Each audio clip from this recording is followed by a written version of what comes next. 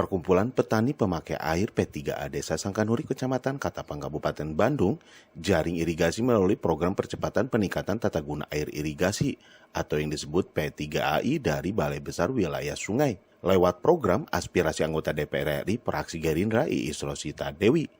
Dalam pelaksanaannya, P3A Desa Sangkanuri memberdayakan warga setempat sebagai pekerja. Program peningkatan jaringan irigasi tersebut dari APBN tahun 2022. Dengan besar anggaran sebesar Rp195 juta. Sebetulnya dengan ada program P3AI ini untuk apalagi kalau misalkan rutin tiap tahun membantu juga untuk para petani karena akses untuk pengairan. Karena apa?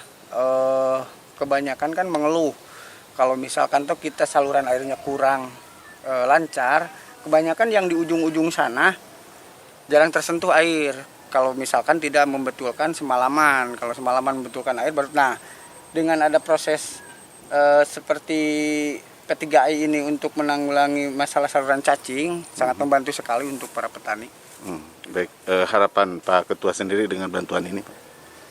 Ya, harapan saya untuk ini mudah-mudahan aja untuk para petani tidak ada gagal panen, gitu aja. Baik, berapa meter Pak di sini pengerjaan? Pengerjaan di sini mungkin kami dari Sangkanuri dapat 549 meter.